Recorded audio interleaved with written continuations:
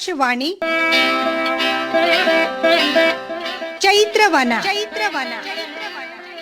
ಲಕ್ಷ್ಮೀಶನ ಜೈಮಿನಿ ಭಾರತದ ಸಮಗ್ರ ವಾಚನ ವ್ಯಾಖ್ಯಾನ ಕಾರ್ಯಕ್ರಮ. ಪ್ರಸ್ತುತಿ ಡಾಕ್ಟರ್ ಎಎಸ್ ಶಂಕರನಾರಾಯಣ. ಪ್ರಿಯ ಕೇಳಿಗರೆ, ನಿಮಗೆಲ್ಲರಿಗೂ ನಮಸ್ಕಾರಗಳು ಹಾಗೂ ಚೈತ್ರವನ ಕಾರ್ಯಕ್ರಮಕ್ಕೆ ಆತ್ಮೀಯವಾದ ಸ್ವಾಗತ. ಇಂದಿನ ಈ ಕಾರ್ಯಕ್ರಮದಲ್ಲಿ ಲಕ್ಷ್ಮೀಶನ ಜೈಮಿನಿ ಭಾರತದ 28ನೆಯ ಸಂಧಿಯ ಕೆಲ ಪದ್ಯಗಳ ವಾಚನ ಹಾಗೂ ವ್ಯಾಖ್ಯಾನವನ್ನು ಕೇಳಲಿದ್ದೀರಿ. ವಾಚನ ಮಾಡಲಿದ್ದಾರೆ ಶ್ರೀಮತಿ ಪದ್ಮಜಾ ಶೇಷಗಿರಿರಾವ್. ವ್ಯಾಖ್ಯಾನ ಮಾಡಲಿದ್ದಾರೆ ಶ್ರೀ ಬೆಳವಾಡಿ ಮಂಜುನಾಥ್. ದಯಮಾಡಿ ನೀವು ಚಂದ್ರಹಾಸನ ಸತ್ಕತೆಯನ್ನು ನನಗೆ ಹೇಳಿ ಅಂಥೇಳಿ ಅರ್ಜುನ ಒತ್ತಾಯಿಸ್ತಾನೆ.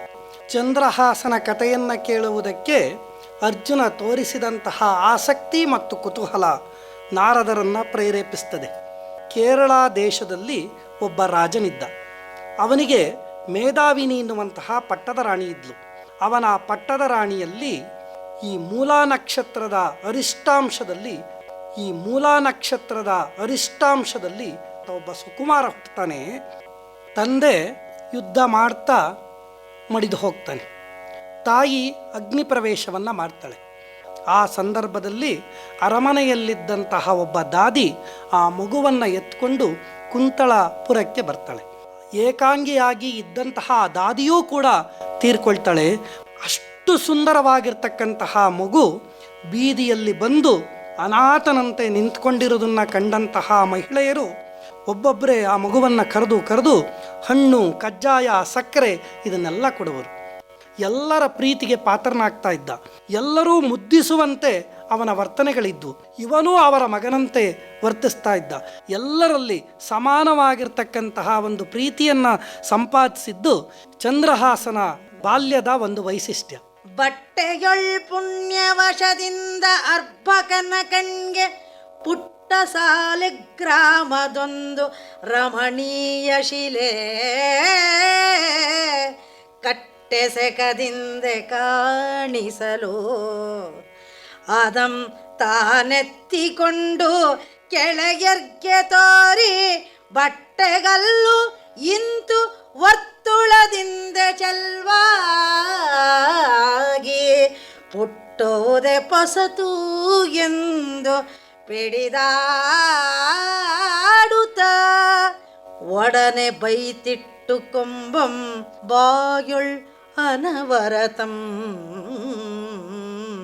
ಮಿರಿಸಲ್ಕೆ ತನಗೆ ಮನೆಯಿಲ್ಲವಾಗಿ. ಹೀಗೆ ಬೀದಿಗಳಲ್ಲಿ, ಮೈದಾನಗಳಲ್ಲಿ ಆಟ ಆಡ್ತಾ ಇರ್ತಕ್ಕಂತಹ ಬಾಲಕ ಚಂದ್ರಹಾಸನಿಗೆ ಅವತ್ತು ಒಂದು ಪುಣ್ಯ ವಶದಿಂದ ಅಪೂರೂಪವಾಗಿರ್ತಕ್ಕಂತಹ ವಸ್ತು ಸಿಗ್ತದೆ. ದಾರಿಯಲ್ಲಿ ಅವನ ಕಣ್ಣಿಗೆ ಪುಟ್ಟ ಸಾಲಿಗ್ರಾಮ ಗೋಚರವಾಗ್ತದೆ. ಸಾಲಿಗ್ರಾಮದ ಒಂದು ವೈಶಿಷ್ಟ್ಯ ವಿಷ್ಣುವಿನ ಒಂದು ಪ್ರತಿರೂಪ ಅನ್ನುವಂತಹ ಮಾತಿದೆ. ಲಿಂಗ ಶಿವನ ಪ್ರತಿರೂಪ ಆದರೆ ಸಾಲಿಗ್ರಾಮ ವಿಷ್ಣುವಿನ ಪ್ರತಿರೂಪ ಅಥವಾ ಆಂಶಿಕ ರೂಪ ಅಂಥೇಳಿ. ಹಾಗಾಗಿ ಕಾಂತಿಯುಕ್ತವಾಗಿರ್ತಕ್ಕಂಥ ಅತ್ಯಂತ ರಮಣೀಯವಾಗಿರ್ತಕ್ಕಂಥ ಕಪ್ಪು ಶಿಲೆಯಿಂದ ಕೂಡಿದ ದುಂಡಾದ ಆ ಸಾಲಿಗ್ರಾಮ ಎಲ್ಲ ಮಕ್ಕಳ ನಡುವಿನಲ್ಲಿ ಇದ್ದಂತಹ ಚಂದ್ರಹಾಸನ ಕಣ್ಣಿಗೆ ಬೀಳುತ್ತದೆ. ಬಿದ್ದಂತಹ ಸಂದರ್ಭದಲ್ಲಿ ತಕ್ಷಣ ಅದನ್ನು ತೆಗೆದುಕೊಂಡು ಗೆಳೆಯರಿಗೆ ತೋರಿಸಿ ಈ ದುಂಡಾದ ಸಾಲಿಗ್ರಾಮವನ್ನು ಅವನು ಬಹುಶಃ ಅದೊಂದು ವಿಶೇಷವಾದ ಗೋಲಿ ಅಂಥೇಳಿ ಭಾವಿಸ್ತಾನೆ. ಆ ಸಾಲಿಗ್ರಾಮದ ಜೊತೆಯಲ್ಲಿ ಆಟ ಆಡುವಂಥದ್ದು. ಆನಂತರದಲ್ಲಿ ಅದನ್ನು ತನ್ನ ಬಾಯೊಳಗೆ ಇಟ್ಕೊಂಡಿರ್ತಿರ್ತಾನೆ. ಯಾಕೆ ಬಾಯೊಳಗೆ ಇಟ್ಕೊಂಡು ರಕ್ಷಿಸ್ತಾನೆ ಅನ್ನೋದಕ್ಕೆ ಕವಿ ಎಷ್ಟು ಚೆನ್ನಾಗಿ ಮಾತು ಹೇಳ್ತಾನೆ ಅಂತಂದರೆ, ತನಗೆ ಮನೆ ಇಲ್ಲದ್ದರಿಂದ ಅದನ್ನು ಇಡಬೇಕಾದಂತಹ ಸ್ಥಳ ಮನೆಯಲ್ಲಿ ಬೇರೆ ಸಮಯದಲ್ಲಿ ಇಡಬೇಕು. ಆದರೆ ಇವನು ಅನಾಥ ಬಾಲಕ, ಮನೆಯೇ ಇಲ್ಲ. ಅದಕ್ಕೆ ಅದನ್ನು ಎಲ್ಲಿ ರಕ್ಷಿಸ್ಕೊಳ್ತಿದ್ದ ಅಂತಂದರೆ ತನ್ನ ಬಾಯೊಳಗಿನ ದವಡೆಯಲ್ಲಿ ಇಟ್ಕೊಂಡು ಅದನ್ನು ರಕ್ಷಿಸ್ತಾ ಬರ್ತಾ ಇದ್ದ ಅನ್ನುವಂಥ ಮಾತನ್ನು ಕವಿ ಇಲ್ಲಿ ಹೇಳಿದ. ತೊಳಪ ಸಾಲಗ್ರಾಮದು ಫಲಮಂ ಬಾಲಕಂ ಕೆಳಮಕ್ಕಳೊಡನಾಟದ ಶ್ವಗೋಳಕಮೆಂದು ತಿಳಿದು ಅಣ್ಣೆ ಕಲ್ಲೊಡ್ಡಿಗಳ ನಾಡುದ ಅದರಿಂದ ಗೆಲ್ದು ಎಲ್ಲರಂ ಜರೆಯುತ್ತ ಕಳಕಳಿಸಿ ನಗುದ ಅತಿ ಸ್ನೇಹದಿಂ ಕ್ರೀಡೆಯಂ ತಳೆದು ಆಗಳ್ ಉಣಿಸುಗಳ ನುಂಬಲ್ಲಿ ತನ್ನ ಕೈದಳಿಗೆ ತಂದು ಉಳಿದ ಪೊಳಿನೊಳ್ ಆವಗಂ ಬಾಯೊಳ್ ಇರಿಸಿಕೊಂಡಿರುತ್ತಿರ್ಪನು ಬಾಲಕ. ದುಂಡಾದ ಹೊಳೆಯುವಂತಹ ಸಾಲಿಗ್ರಾಮ ಅವನಿಗೆ ಸಿಕ್ತು. ಇದನ್ನು ಒಂದು ಗೋಲಿಕಲ್ಲು ಅಂಥೇಳಿ ಭಾವಿಸ್ದ. ಅದರಲ್ಲೇ ಪ್ರತಿನಿತ್ಯ ಆಟ ಆಡ್ತಾ ಇದ್ದ. ಎಂತಹ ಆಟಗಳನ್ನು ಆಡ್ತಾ ಇದ್ದ? ಲಗೋರಿಯಂತಹ ಕಲ್ಲುಗಳನ್ನು ಒಂದರ ಮೇಲೆ ಒಂದು ಜೋಡಿಸಿ ಆಡುವಂಥದ್ದು, ಆಣಿಕಲ್ಲಿನಂತಹ ಆಟವನ್ನು ಓರಿಗೆಯವರ ಜೊತೆಯಲ್ಲೆಲ್ಲ ಆಡ್ತಾ ಇದ್ದ. ಅದರಲ್ಲೂ ಒಂದು ವಿಶೇಷ ಇದೆ, ಅವನೇ ಯಾವಾಗಲೂ ಗೆಲ್ತಾ ಇದ್ದ. ಆ ಸಾಲಿಗ್ರಾಮದ ಫಲ ಎಂಬಂತೆಯೋ ಆ ಮಗುವಿನ ಚಾತುರ್ಯ ಎಂಬಂತೆಯೋ ಯಾವಾಗಲೂ ಕೂಡ ಇವನೇ ಗೆಲ್ತಾ ಇದ್ದ. ಸೋತವರನ್ನ ಅಣಕಿಸ್ತಾ ಇದ್ದಂತೆ. ಭಾಳ ವಿಶೇಷ. ತಕ್ಷಣ ಅವರ ಸ್ನೇಹವನ್ನು ಮಾಡಿಕೊಂಡು ಅವ್ರ ಜೊತೆಯಲ್ಲಿ ಮತ್ತೆ ಆಟ ಆಡ್ತಾ, ಊಟ ಮಾಡುವಂತಹ ಸಂದರ್ಭದಲ್ಲಿ, ಆಟ ಆಡುವಂಥ ಸಂದರ್ಭದಲ್ಲಿ ಆ ಸಾಲಿಗ್ರಾಮವನ್ನು ಕೈಗೆತ್ಕೊಳ್ತಾ ಇದ್ದ. ಉಳಿದಂತಹ ಸಂದರ್ಭದಲ್ಲಿ ತನ್ನ ಬಾಯಿಯ ದವಡೆಯಲ್ಲಿ ಇಟ್ಕೊಂಡು ಅದನ್ನು ರಕ್ಷಿಸ್ತಾ ಇದ್ದ. ಕುಂತಿ ಕುಮಾರ ಕೇಳೋ ಆ ಮಹಾಪತ್ತನದೊಳು ಇಂತು ಅರ್ಭಕರೊಳಾಡುತಿಗ ಪಸುಳೆಗೆ 5 ಬರಿಸಂ ತುಂಬಿತು. ಆ ಸಮಯದೊಳ್ ಪ್ರಬಲದಿಂ ಪ್ರವರ್ತಿಪ ದುಷ್ಟ ಬುದ್ಧಿಯೆಂಬ ಕುಂತಳೇಂದ್ರನ ಮಂತ್ರಿ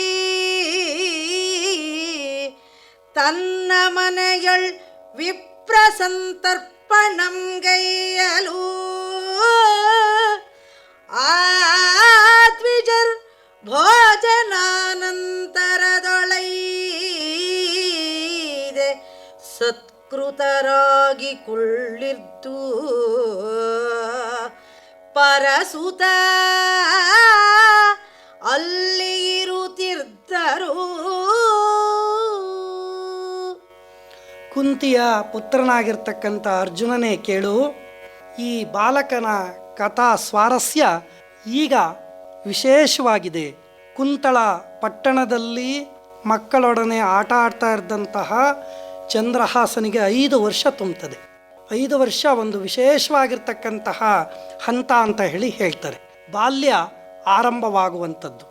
ಆ ಸಮಯದಲ್ಲಿ ಕುಂತಳೇಂದ್ರನ ಮಂತ್ರಿಯಾಗಿರ್ತಕ್ಕಂತಹ ದೃಷ್ಟಬುದ್ಧಿ ತನ್ನ ಮನೆಯಲ್ಲಿ ಒಂದು ಬ್ರಾಹ್ಮಣ ಸಂತರ್ಪಣೆಯನ್ನು ಏರ್ಪಡಿಸ್ತಾನೆ. ಹಾಗೆ ಏರ್ಪಡಿಸ್ಕೊಂಡಂತಹ ಸಂದರ್ಭದಲ್ಲಿ ಭೋಜನವನ್ನು ಸವಿದ ನಂತರದಲ್ಲಿ ಆ ಮಂತ್ರಿಯ ಮನೆಯಲ್ಲಿ ಕುಳಿತುಕೊಂಡು ಎಲ್ಲರಿಗೂ ಆಶೀರ್ವದಿಸ್ತಾ ಇರ್ತಾರೆ. ಇಂತಹ ಒಂದು ಮನೆಗೆ ಬಾಲಕನಾಗಿರ್ತಕ್ಕಂಥ ಚಂದ್ರಹಾಸನು ಆಕಸ್ಮಿಕವೋ ಎಂಬಂತೆ ಹೋಗಿರುತ್ತಾನೆ. ಅಲ್ಲಿ ಕೆಳೆಯರೊಳಾಡುತ್ತಿದ್ದ ಶಿಶುವಂ ಕಂಡರು ಉಲ್ಲಾಸದಿಂದ ಎಸೆವ ಭೂಸುರರ್ ಬಾಲಕನ ಸಲ್ಲಲಿತ ರಾಜ ಲಕ್ಷಣಕ್ಕೆ ಬೆರಗಾದರೂ ಅವನ ಅಂಗಮಂ ನೋಡಿ ನೋಡಿ ನಿಲ್ಲದನುರಾಗದಿಂದ ಆರಸುತನು ಈ ತರುಣನೆಲ್ಲಿಂದ ಬಂದನು ಎಂದು ಆ ದುಷ್ಟ ಬುದ್ಧಿಯಂ ಮೆಲ್ಲನೆ ವಿಚಾರದಿಂ ಕೇಳ್ದೊಡೆ. ಆ ವಿಪ್ರರ್ಗೆ ನಗುತ್ತ ಆತ ನಿಂತೆಂದನು.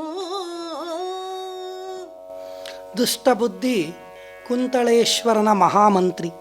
ಅವನ ಮನೆಯಲ್ಲಿ ಬ್ರಾಹ್ಮಣ ಭೋಜನ ಏರ್ಪಟ್ಟಿರುತ್ತೆ. ಅದೇ ಬೀದಿಯಲ್ಲಿ ಆ ಮನೆಯ ಎದುರಿನಲ್ಲೇ ಗೆಳೆಯರ ಜೊತೆಯಲ್ಲಿ ಆಟ ಆಡ್ತಾ ಇದ್ದ, ಓಡಾಡ್ತಾ ಇದ್ದಂತಹ ಬಾಲಕ ಚಂದ್ರಹಾಸನನ್ನು ಕಾಣ್ತಾರೆ. ಎದುರುಗಡೆ ಇದ್ದಂತಹ ಬಾಲಕನಿಗೆ ಸುಲಕ್ಷಣವಾಗಿರ್ತಕ್ಕಂತಹ ರಾಜ ಲಕ್ಷಣಗಳು ಇರುವುದನ್ನು ಅವರು ಕಂಡು ಬೆರಗಾಗ್ತಾರೆ, ಆಶ್ಚರ್ಯವನ್ನು ಪಡ್ತಾರೆ. ಅತ್ಯಂತ ಕುತೂಹಲಾಸಕ್ತಿಯಿಂದ ದುಷ್ಟಬುದ್ಧಿಯನ್ನೇ ಕೇಳ್ತಾರೆ, ಈ ಮಗು ಯಾರು, ಇವನು ಎಲ್ಲಿಂದ ಬಂದ ಎಂದು ದುಷ್ಟಬುದ್ಧಿಯನ್ನು ಮೆಲ್ಲನೆ ವಿಚಾರಿಸಿದರು. ಆ ಮಂತ್ರಿ ಸುಮ್ಮನೆ ಒಂದು ದಿವ್ಯ ನಿರ್ಲಕ್ಷ್ಯವನ್ನು ತೋರುವಂತಹ ನಗುವಿನಲ್ಲಿ ಹೀಗೆ ಹೇಳ್ತಾನೆ. ಈ ಪುರದೊಳ್ ಎನಿತಿಲ್ಲ ಅನಾಥರಾಗಿ ಹಬಾಲರೋ, ಎತ್ತಣವನೋ ಆರಸುತನೋ ಎಂದರಿಗೆವು. ಈ ಪಸುಳಯಂ ರಾಜಕಾರ್ಯದೊಳಗಿಹಿವು, ಇದರ ಚಿಂತೆ ನಮಗೆ ತೆಗೆಗೆನಲು. ಆ ಪಾರ್ವರು ಎಂದಿರ್ದೊಡಂ ಚಾರು ಲಕ್ಷಣದೊಳ್ ಈ ಪೊಳಲ್ಗೆ ಕುಂತಳಾಧೀಶನಾಳ್ವ ನಮ್ಮ ಈ ಪಡವಿಗೆ ಈ ಪೊಳಲ್ಗೆ ಒಡೆಗೆನಹನು. ನೀನಿರಿಸಿಕೊಂಡು ರಕ್ಷಿಪುದು ಎಂದರು ಆ ಪಾರ್ವರು. ದುಷ್ಟಬುದ್ಧಿಯನ್ನು ಕೇಳ್ತಾರೆ, ಈ ಮಗು ಯಾರು, ಎಲ್ಲಿಂದ ಬಂದ ಅಂತ. ದುಷ್ಟಬುದ್ಧಿ ಎಷ್ಟು ದಿವ್ಯ ನಿರ್ಲಕ್ಷ್ಯದಿಂದ ಉತ್ತರವನ್ನು ಕೊಡ್ತಾನೆ ಅಂತಂದರೆ, ಈ ಪಟ್ಟಣದೊಳಗೆ ಎಷ್ಟೋ ಮಂದಿ ಅನಾಥ ಬಾಲಕರಿದ್ದಾರೆ, ಅದರಲ್ಲಿ ಇವನು ಒಬ್ಬ. ಇವನು ಎಲ್ಲಿಯವನು, ಯಾರ ಮಗ ಅಂಥೇಳಿ ನನಗೆ ಎಲ್ಲಿ ತಿಳಿತದೆ. ನನ್ನ ರಾಜ್ಯದ ಕಾರ್ಯಭಾರದಲ್ಲಿ ಈ ಬಾಲಕನ ವಿಚಾರಿಸುವುದಕ್ಕೆ ನನಗೆ ಸಮಯವಾದರೂ ಎಲ್ಲಿದೆ, ಈ ಬಾಲಕನ ಚಿಂತೆ ನಮಗೇಕೆ ಅಂತಾನೆ. ಅಂತಹ ಸಂದರ್ಭದಲ್ಲಿ ರಾಜಕಳೆಯ ಸೂಕ್ಷ್ಮತೆಯನ್ನು ಗುರುತಿಸಿರ್ತಕ್ಕಂತಹ ಬ್ರಾಹ್ಮಣರು ಒಂದು ಮಾತನ್ನು ಹೇಳ್ತಾರೆ, ಈ ಪಟ್ಟಣಕ್ಕೆ ಕುಂತಳಾಧೀಶನಾಗಿ ಆಳುವನು. ಮುಂದೆ ಒಂದು ದಿವಸ ಇವನು ಕುಂತಳ ರಾಜ್ಯಕ್ಕೆ ಅರಸನಾಗ್ತಾನೆ, ನಮ್ಮ ಭೂಭಾಗಕ್ಕೆ ಒಡೆಯನಾಗ್ತಾನೆ. ನೀನು ಇವನನ್ನು ಅತ್ಯಂತ ಜತನವಾಗಿ ರಕ್ಷಿಸಬೇಕು ಅಂತ ಹೇಳ್ತಾರೆ. ಆಗ ದುಷ್ಟಬುದ್ಧಿಗೆ ಗಾಬರಿ ಆಗ್ತದೆ. ಕ್ರೂರ ನಕ್ರಾಕುಲದೊಳ್ ಇಡಿದಿರ್ದ ಪರ್ಮಡು, ಗಭೀರ ನಿರ್ಮಲ ಜಲದೊಳೆಸೆವಂತೆ ಮನದೊಳ್ ಕಠೋರತರ ಭಾವಮಂ ತಳೆದು, ಬಹಿರಂಗದೊಳ್ ವಿನಯಮುಳ್ಳಾತನಾಗಿ ಚಾರು ಲಕ್ಷಣದ ಶಿಶುವಂ ನೋಡಿ ಧರೆಯ ಬೃಂದಾರಕರ ನುಡಿಗೆ ಒಪ್ಪಿದ ಒಲಿರ್ದು. ಬಳಿಕ ಸತ್ಕಾರದಿಂದ ಆ ವಿಪ್ರರಂ ಕೊಳುಹಿದಂ ದುಷ್ಟ ಬುದ್ಧಿ ನಿಜ ಭವನದಿಂದೇ.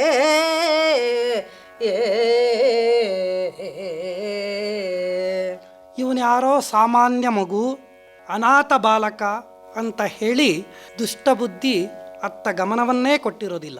ಆದರೆ ರಾಜಲಕ್ಷಣ ಇರ್ತಕ್ಕಂಥ ಮಗುವನ್ನು ಗುರುತಿಸಿ ಬ್ರಾಹ್ಮಣರು ಇವನು ಒಂದಲ್ಲ ಒಂದು ದಿವಸ ಕುಂತಳ ದೇಶದ ಅಧಿಪತಿ ಆಗ್ತಾನೆ ಅಂತ ಹೇಳಿದಾಗ ದುಷ್ಟಬುದ್ಧಿಯ ಮನಸ್ಸಿನಲ್ಲಿ ಯಾವ ರೀತಿ ಆಯಿತು ಅಂತನ್ನೋದಕ್ಕೆ ಕವಿ ಎಂತಹ ಉಪಮೆಯನ್ನು ಕೊಟ್ಟಿದ್ದಾನೆ ಅಂತಂದರೆ, ಕ್ರೂರವಾಗಿರ್ತಕ್ಕಂತಹ ಮೊಸುಳೆಗಿರುವ ಮಡುವು ಗಂಭೀರವಾದ ನಿರ್ಮಲ ಜಲದಂತೆ, ಮನಸ್ಸಿನಲ್ಲಿ ಕಠೋರ ಭಾವವನ್ನು ತಳೆದಿದ್ದರೂ ಕೂಡ ಬಹಿರಂಗದಲ್ಲಿ ಅದನ್ನು ವ್ಯಕ್ತಪಡಿಸದೆ ವಿನಯವುಳ್ಳವನಾಗಿ ರಾಜಲಕ್ಷಣವನ್ನು ಹೊಂದಿದಂತಹ ಮಗುವನ್ನು ತಾನೊಮ್ಮೆ ನೋಡಿ ವಿಪ್ರರ ನುಡಿಯನ್ನು ನಂಬಿದವನಾಗಿ ಆನಂತರ ಆ ಬ್ರಾಹ್ಮಣರನ್ನು ಸತ್ಕಾರ ಮಾಡಿ ಗೌರವಯುತವಾಗಿ ಅವರನ್ನು ಕಳಿಸ್ಕೊಟ್ಟು ಮನಸ್ಸಿನಲ್ಲಿಯೇ ಒಂದು ಚಿಂತಾಕ್ರಾಂತನಾಗಿ ಆ ಹಗೆಯನ್ನು ತನ್ನೊಳಗೆ ಇಟ್ಟುಕೊಂಡವನಂತೆ ಆತಂಕದಿಂದ ದುಷ್ಟಬುದ್ಧಿಯು ಚಿಂತಿಸತೊಡಗಿದನು.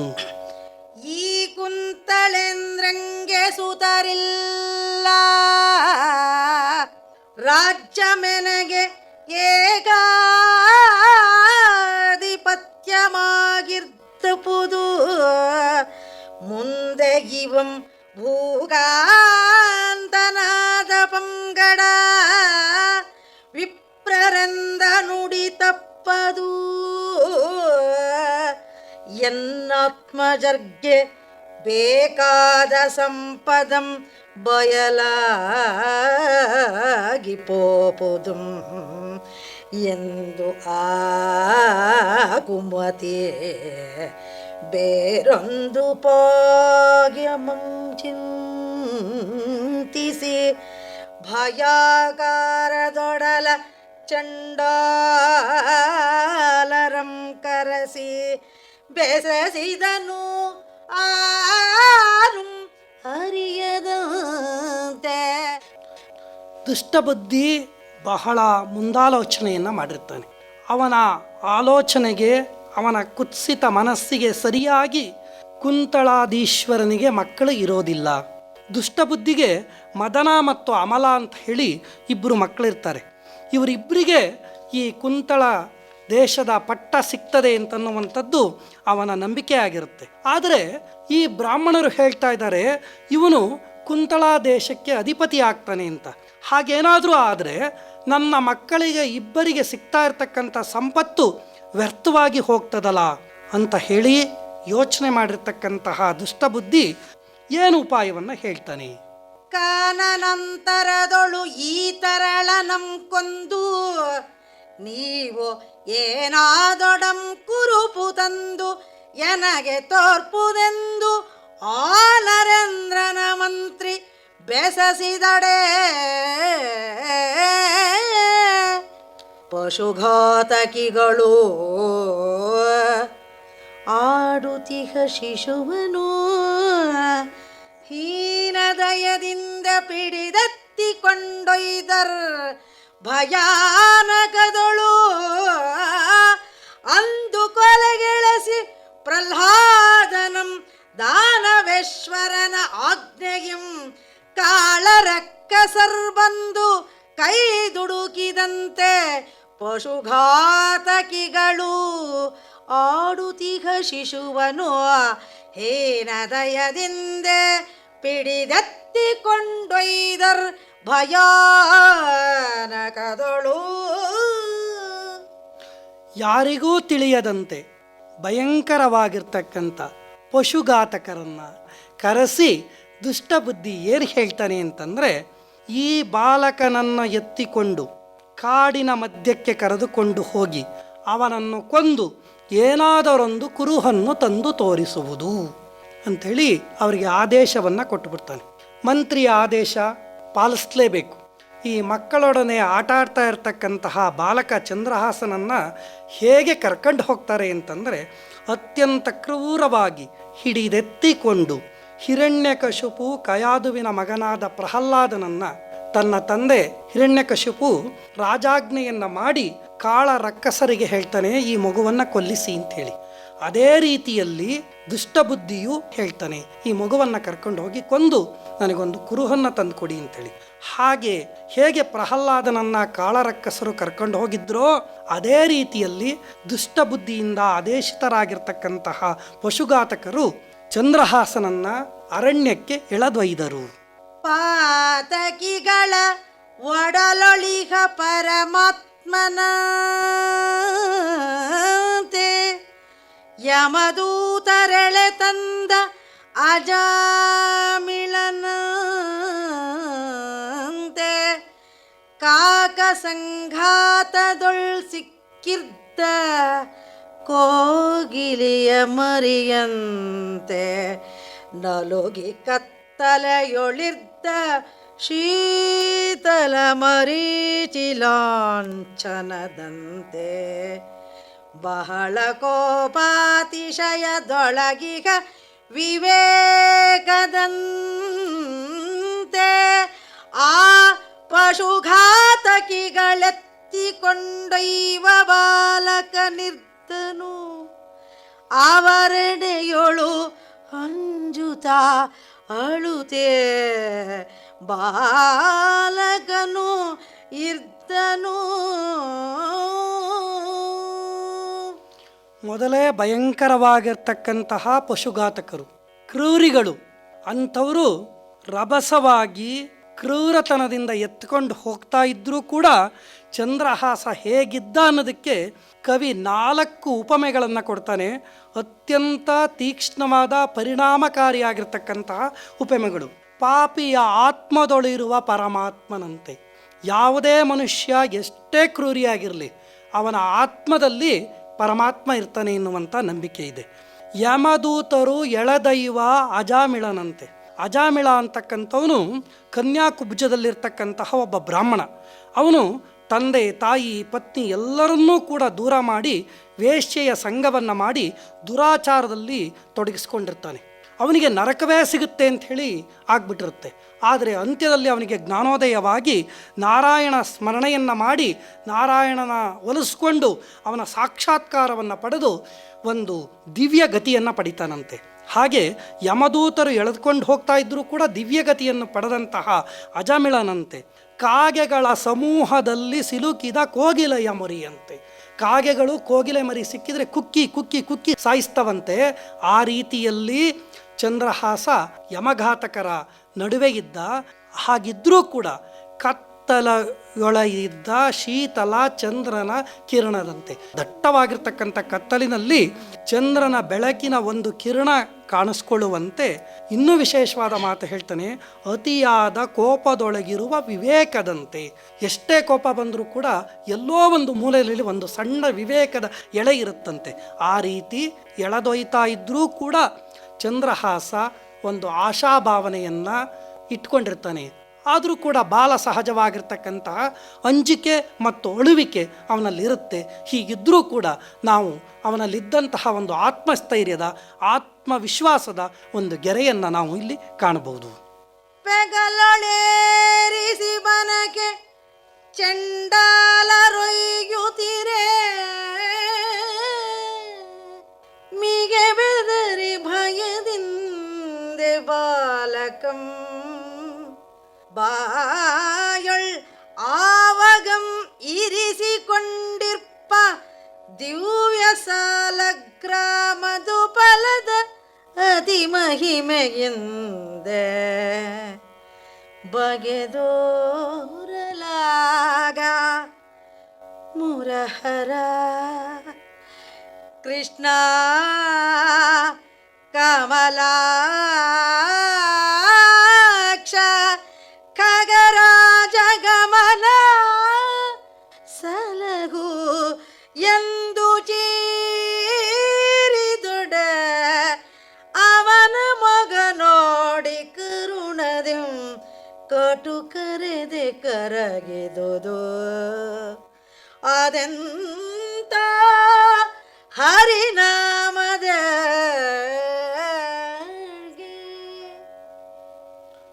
ಬಾಲಕ ಚಂದ್ರಹಾಸನನ್ನ ಪಶುಘಾತಕರು ಹೆಗಲ ಮೇಲೆ ಹೊತ್ತುಕೊಂಡು ದಟ್ಟವಾಗಿರ್ತಕ್ಕಂಥ ಅರಣ್ಯಕ್ಕೆ ಹೋಗ್ತಾ ಇದ್ದಾರೆ. ಅವರ ರೂಪ, ಅವರ ಎಳೆದೊಯ್ಯುವಂತಹ ಕ್ರೌರ್ಯ ಎರಡನ್ನೂ ಕೂಡ ಅನುಭವಿಸ್ತಾ ಇದ್ದಂತಹ ಚಂದ್ರಹಾಸ ಬೆದರಿ ಬೆಂಡಾಗಿ ಹೋಗಿದ್ದಾನೆ. ಬಹಳ ವಿಶೇಷ ಅಂತಂದರೆ, ಹಿಂದೆ ಬೀದಿಯಲ್ಲಿ ಸಿಕ್ಕಿದಂಥ ಸಾಲಿಗ್ರಾಮವನ್ನು ಊಟ ಮಾಡುವಾಗ ಆಟ ಆಡುವಾಗ ಕೈಗೆ ಇಟ್ಕೊಂಡು ಮನೆ ಇಲ್ಲ ಅಂತ ಹೇಳಿ ಬಾಯೊಳಗೆ ಇಟ್ಕೊಂಡಿರ್ತಿದ್ದಂತೆ. ಕವಿ ಹೇಗೆ ಮುಂದಾಲೋಚನೆಯನ್ನು ಮಾಡ್ತಾನೆ ಅನ್ನೋದಕ್ಕೆ ನಮಗಿದು ಸಾಕ್ಷಿ. ಅವನಿಗೆ ಮನೆ ಇಲ್ಲ ಅಂತಲ್ಲ, ಇಂತಹ ಕಷ್ಟ ಕಾಲಕ್ಕೆ ಅದು ಆಗ್ತಾ ಇತ್ತು ಅನ್ನೋದಕ್ಕೆ ಸೂಚನೆ ಅದು. ಬಾಯೊಳಗಿಟ್ಟಂತಹ ಆ ಸಾಲಿಗ್ರಾಮದ ಮಹಿಮೆ ಇವನಿಗೆ ದಾರಿ ತೋರಿಸ್ತೇನೋ ಅನ್ನುವಂಥ ರೀತಿಯಲ್ಲಿ ಭಾಸವಾಗ್ತದೆ. ಸಾಲಿಗ್ರಾಮ ದವಡೆಯಲ್ಲಿರುತ್ತೆ, ಅದರ ಒಂದು ಜ್ಞಾಪಕ ಬಂದ್ಬಿಡುತ್ತೆ. ಆಗ ಇವನು ತಪ್ಪಿಸ್ಕೊಳ್ಳೋದಕ್ಕೆ ಸಾಧ್ಯವೇ ಇಲ್ಲ, ಅಂತಹ ಒಂದು ಅಸಹಾಯಕ ಸ್ಥಿತಿಯಲ್ಲಿ ಇರ್ತಾನೆ.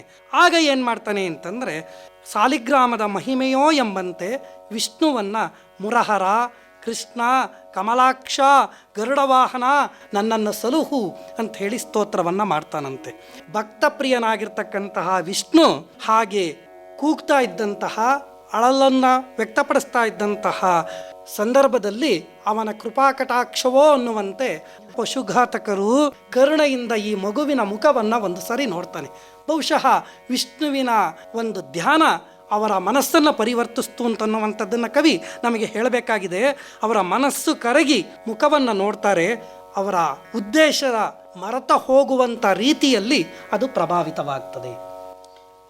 ಒಯ್ದು ಪಸುಳೆಯನ್ನು ಅರಣ್ಯದೊಳ್ ಇರಿಸಿ ಮರುಗಿ ಬಿಸುಸುಯ್ದು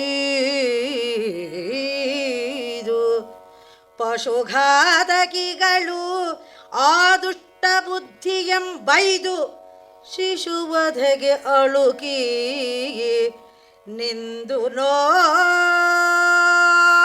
ನೋಡುತ್ತೆ ಕಂಡರು ಅರ್ಭಕನ ಎಡದ ಕಾಲೊಳು ಐದಲ್ಲದ ಒಂದು ಬೆರಲಿರ್ಪುದಂ ಕಂಡರು ಓ ಬಳಿಕ ಅದಂ ಕುಯ್ದು ಕುರುಪಂ ಕೊಂಡು ತಮ್ಮದಾತಾರನ ಎಡೆಗೈದಿ ತೋರಿದೊಡೆ ಅವನು ಅವರ್ಗಳಂ ಮನ್ನಿಸಿ ಮಹೋತ್ಸವದೊಳ್ ಇರುತ್ತಿದ್ದನು. ಬಾಲಕನನ್ನ ಪಶುಘಾತಕರು ಎಳೆದೊಯ್ದು ಅರಣ್ಯದ ಮಧ್ಯಕ್ಕೆ ಕರ್ಕೊಂಡು ಬರ್ತಾರೆ. ಆದರೆ ವಿಷ್ಣುವಿನ ಕರುಣೆ ಅವನ ಮೇಲೆ ಒದಗಿ ಬಂದಿರುತ್ತೆ. ಆಗ ಇವರು ಆ ಮಗುವಿನ ಮುಖವನ್ನು ನೋಡಿ ತಮ್ಮಲ್ಲಿ ಮರುಕ ಉಂಟಾಗುತ್ತೆ. ನಿಟ್ಟುಸಿರನ್ನು ಬಿಟ್ಟು ತಮ್ಮನ್ನು ಈ ಕೆಲಸಕ್ಕೆ ನೇಮಿಸಿರ್ತಕ್ಕಂಥ ದುಷ್ಟ ಬುದ್ಧಿಯನ್ನೇ ಬೈಕೊಳ್ತಾರೆ.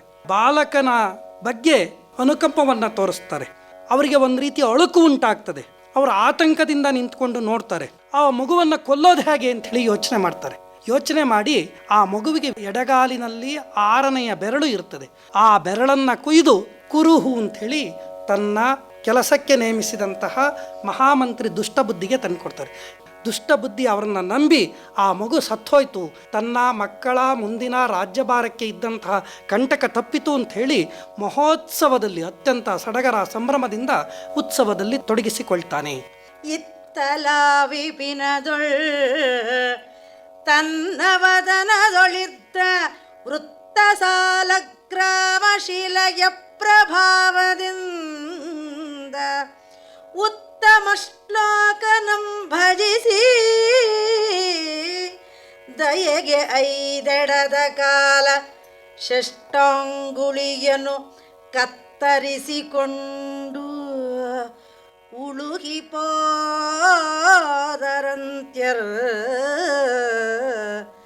ಬಳಿಕ ತುತ್ತಿಸಿದ ರಾಹು ತೊಲಗಿದ ಶಶಿ ಒಲಿರ್ದ ಅವನು ಎತ್ತಣದ ಬಾಧೆಗಳ್ ನರ ನಿನ್ನ ಮಿತ್ರ ನಮ್ಮರೆ ಒಕ್ಕ ಜೀವಿಗಳಿಗೆ.